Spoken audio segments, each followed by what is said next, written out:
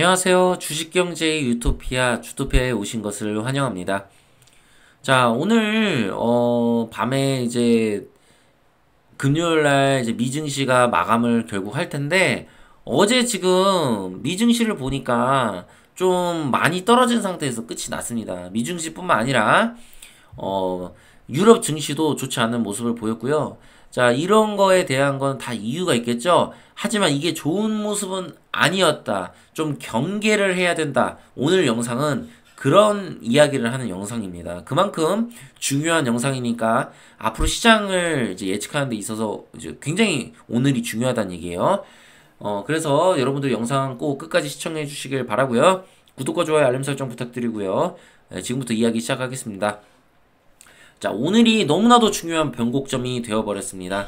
자, 시장이 생각보다 조금 이거는 많이 밀린 거예요. 제가 그거에 대해서 이제 설명을 드릴 거예요.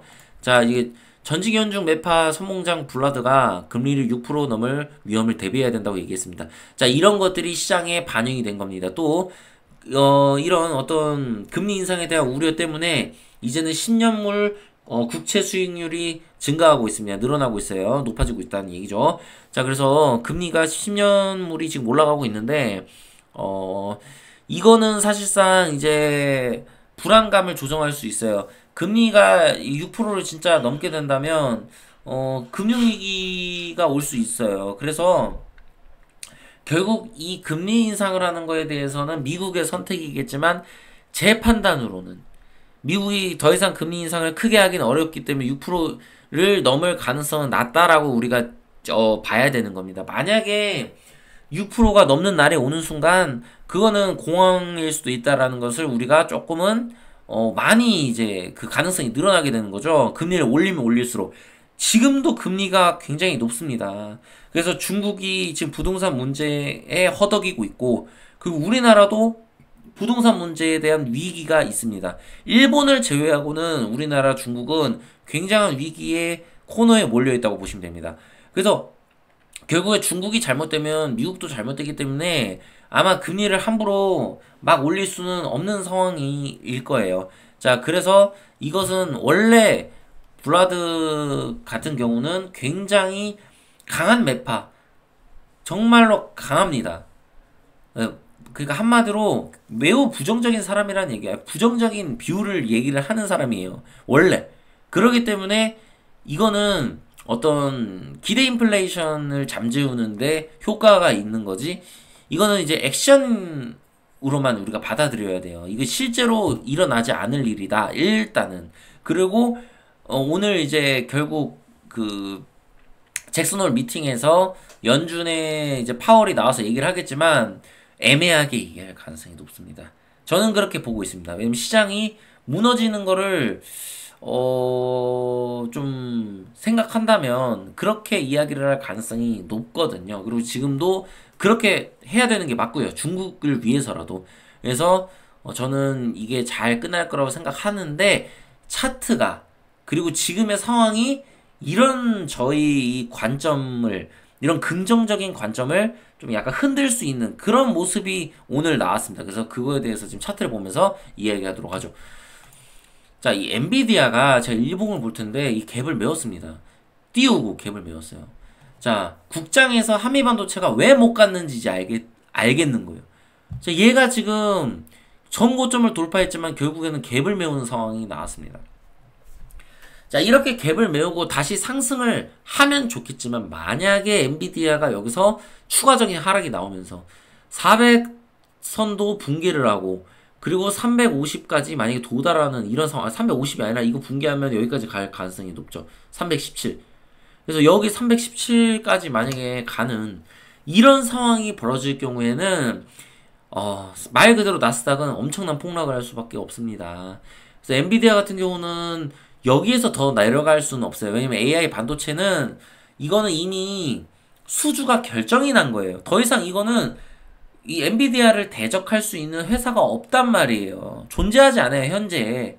그렇기 때문에 엔비디아는 이미 수주가 결정이 된 거고, 미래의 가치가 지금 고평가된 상황이 아니에요. 근데 만약 여기까지 빠진다는 건 어떤 금융위기가 올 수 있는 그 정도의 악재가 터질 가능성이 높다는 거예요. 그래서 이 차트를 보고 우리가 예측을 할 수 있는 건 엔비디아는 절대 무너지면 안 된다. 왜냐면 이보다 좋은 기업이 지금 없어요, 사실상. 예, 이게 팩트예요, 팩트. 왜? 지금은 경제 침체 국면에 들어서 있기 때문에 돈을 못 버는 기업이 많습니다. 예.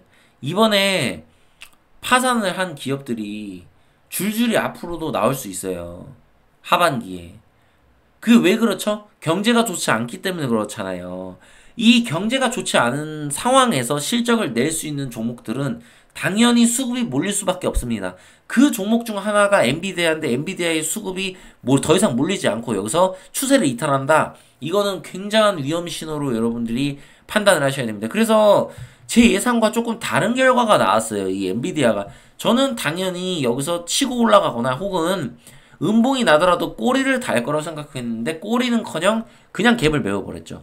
근데 만약에 여기서 이제 양봉을 그리면서 오늘 밤에 이제 잭슨홀 미팅 끝나고 얘가 폭등을 하게 된다면 증시는 상방으로 확실히 간다라고 우리가 안도를 할 수 있는 겁니다. 하지만 여기서 추가적인 하락이 나오면서 400을 이탈하는 이런 상황이 벌어진다면 그것은 최악의 국면으로 갈 수 있는 그런 지금 상황이라고 볼 수 있습니다.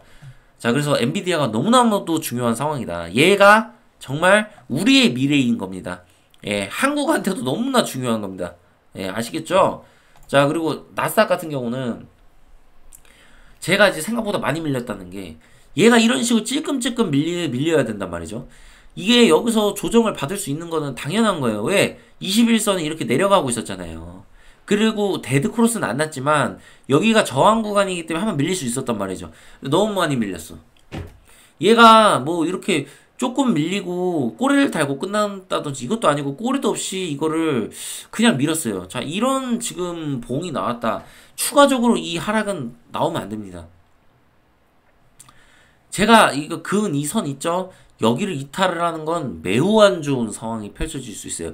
이 상황에서 저는 120선을 지지할 거라고 보고 여러분들에게 조정이라고 얘기를 한 겁니다. 근데 만약에 이 상황이라면 이 120선을 이탈을 할 수도 있어요. 만약 이거를 진짜 추세를 무너뜨리면. 그래서 이탈을 하게 되면 여기까지 우리가 열어둬야 되고 이것은 폭락입니다. 만약 이게 여기까지 떨어지게 된다면 얘가 갑자기 V자로 이렇게 올라가는 게 아니라 이 차트들이 다 돌아가요. 이 이평선들이 하락 추세로. 아니면 그리고 121선이 횡보 추세로 간단 말이죠. 그러면서 여기서 이제 횡보를 하게 되겠죠. 여기서 박스권을 그리면서 이게 좋은 그림이 아닙니다. 굉장히 이 상황에서 위험한 악재들이 연일 터질 가능성이 높아요. 그래서 최악의 시나리오로 간다고 보면 됩니다. 이게 만약 여기까지 가면 개인들이 엄청 불안해할 거고요. 시장이 약세장으로 흐르게 될 거고 그 기간이 수개월 이상 지속될 수 있기 때문에 121선은 절대 이탈을 해서는 안 됩니다. 근데 그간은 제가 120선 이탈 가능성이 낮다라고 얘기했지만 지금 엔비디아 실적까지 나온 마당에 이게 120선까지 간다? 그거는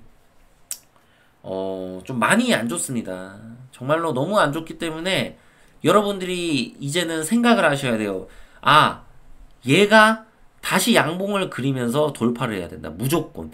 이걸 돌파하면 그때 우리는 상승 추세라고 판단할 수 있다. 이 상태에서 만약에 크게 밀린다면 121선을 이탈할 수도 있겠구나. 그래서 이거는 내가 지금 가지고 있는 보유한 물량을 어떻게 해야 될까? 아니면 뭐 121선까지 왔을 때 아니면 깼을 때 손절을 해야 되나? 이런 것들을 좀 생각을 해 두셔야 돼요. 오늘 증시가 어떻게 되느냐에 따라서. 자, 오늘 지금 제가 7시 반에 이 영상을 찍고 있는데요. 그만큼 오늘 증시의 방향성에 따라서 시장이 결정되기 때문에 제가 이렇게 아침 일찍 찍는 겁니다. 제가 아침 일찍 찍지 않으면 또 시간이 안 돼요, 오늘은. 그래서 그래요. 자, 오늘 국장이 열리게 되면 어떻게 되겠습니까? 갭을 내리고 시작하겠죠. 당연하죠. 여기서 음봉이 강하게 나왔고 엔비디아가 우리의 기대를 충족시키지 못했습니다. 자, 이럴 경우에 시장의 물량이 갭이 내려갈 텐데 그 물량이 누구의 물량이냐가 굉장히 중요하고 그것을 받아먹고 외인기관이 올려야 돼요. 수급이 들어와야 돼요. 어떤 식으로 들어와야 되냐면 지금 삼성전자 수급 들어와야 됩니다. 왜? 엔비디아 실적 나왔잖아요. 그리고 한미반도체 수급 들어와야 됩니다. 엔비디아 실적 나왔잖아요. 지금 너무 좋게 나왔잖아요. 4분기는 그럼 얼마나 좋게 나오겠어요. 그럼 그리고 이게 뭐야? 지금 그 H100에 관한 거 그것도 지금 뭐 4배로 늘어난다. 수주도 그 물량이 그거를 이제 4배로 생산하겠다. 이 얘기까지 나올 정도로 엔비디아가 성장 가능성이 엄청나단 말이죠. 이 상황에서 기회로 생각하고 외국인 기관이 삼성을 매수를 해야 되는 거예요. 왜냐면 오늘 갭이 떨어질 테니까. 만약에 갈롬이라면. 근데 만약에 오늘 패대기 친다. 그러니까 그러면 이거는 우리가 의심을 해봐야 됩니다. 증시가 이거 하락세로 전환하고 아예 조정이 아니라 폭락이 나올 수도 있겠구나. 이것을 우리가 이 가능성 시나리오를 하나를 추가적으로 이제 생각을 해야 되는 겁니다. 예, 어떤 건지 이해가 다들 되실 거라고 생각합니다. 왜냐면 지금 이미 패가 다 나왔잖아요. 근데 패가 나왔으니까 삼성전자를 사야 되는 게 맞는 겁니다. 삼성전자가 싸졌으니까. 이제 지금 이 가격에서 누군가가 받아주지 않는다는 건 추가적인 하락이 나올 수도 있겠구나 라고 우리가 생각해야 되는 겁니다. 그래서 오늘 코스닥 증시는 반드시 보합으로 마무리 짓던가 아니면 오히려 상승을 해야 되는 겁니다.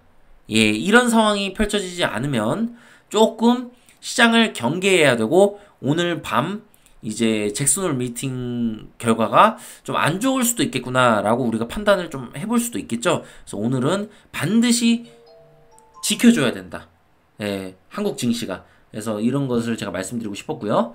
자, 환율도 제가 말한 대로 꼬리까지는 달았습니다. 근데 8월 말까지 결국 꼬리를 달고 끝나야지 환율에 폭등이 없는 겁니다. 자, 여기서 만약에 다시 이 꼬리를 잡아먹고 양봉으로 해서 8월 말을 8월 이제 30일까지 해서 마감을 짓는다.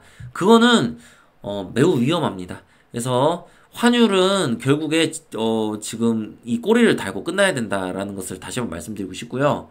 자, 그래서 오늘 여기까지 이제 영상을 찍었는데 여러분들이 이제 앞으로 증시를 바라보는 그 시야가 만약에 긍정적으로 제가 생각한 대로 가려면 오늘 반드시 양봉을 뽑아내야 된다. 이 점을 다시 한번 말씀드리고 싶습니다.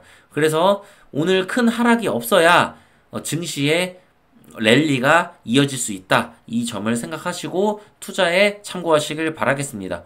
구독과 좋아요, 알림 설정 부탁드리고요. 주식경제 유토피아 주토피아였습니다. 감사합니다.